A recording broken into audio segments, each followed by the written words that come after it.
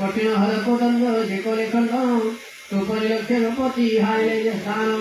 করদর্শন শিশিরা বাড়ি আদি বীরে অতুলিত বড় প্রভু নাসিলে মন্দিরে যার বড় বেশ মাত্র পাই তুলে যিনি ব্রহ্মাণ্ড তারা তাহারে দুঃখম তাহারে রমণী হরিয়াণী চুচু পড়া প্রবল কথা সব জানিলে পামর ষষ্ঠ বাহু তুলে তু কলু এ সময় বাড়ি তুলে যুদ্ধ করিল মিছিল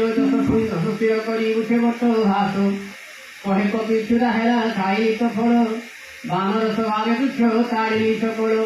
যেহেতু সবরি রাজা পিও কালে কালে অন্ধবুদ্ধি দক্ষ গণে মাইলে যে কালে যে মতে মাইলে তাଙ୍କୁ মাইলি গুড়াই কহ বান্ধি মতে সুত তব আনি ছই সে মতে বান্ধিয়া মুড়ি নাহি মোর লাজ